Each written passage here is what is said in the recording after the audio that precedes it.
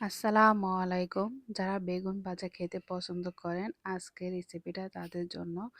এই রেসিপিটা আসলে অসাধারণ।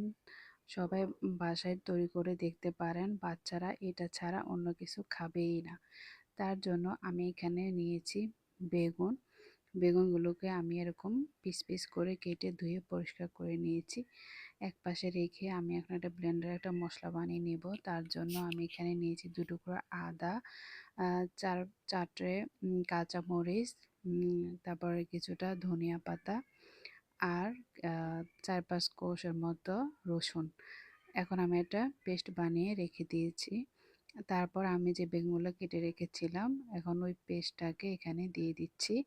তারপর দিয়ে দিচ্ছি লবণ, হলুদের গুঁড়া এবং মরিচের গুঁড়া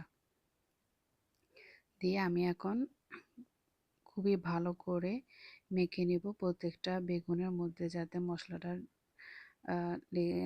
ঢুকে, তার জন্য আমি ভালো করে মাখিয়ে নিয়েছি। এখন ডুবো তেলে আমি বেগুনগুলোকে ভেজে নেব। তেলটা গরম হওয়ার পর আমি একটা একটা করে বেগুন দিয়ে দিচ্ছি।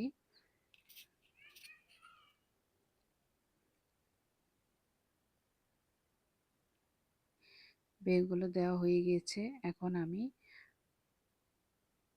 অন্য পেটটা হয়ে গিয়েছে, এখন আমি উল্টে দিচ্ছি। একটু লাল করে ভেজে নেব বেগুনটাকে। হয়ে গিয়েছে, আমি এখন তুলে নিচ্ছি। তৈরি হয়ে গেল আমার দুর্দান্ত স্বাদে ইউনিক রেসিপি বেগুন ভাজা। অনেক বেশি ভালো থাকবেন। আল্লাহ হাফেজ।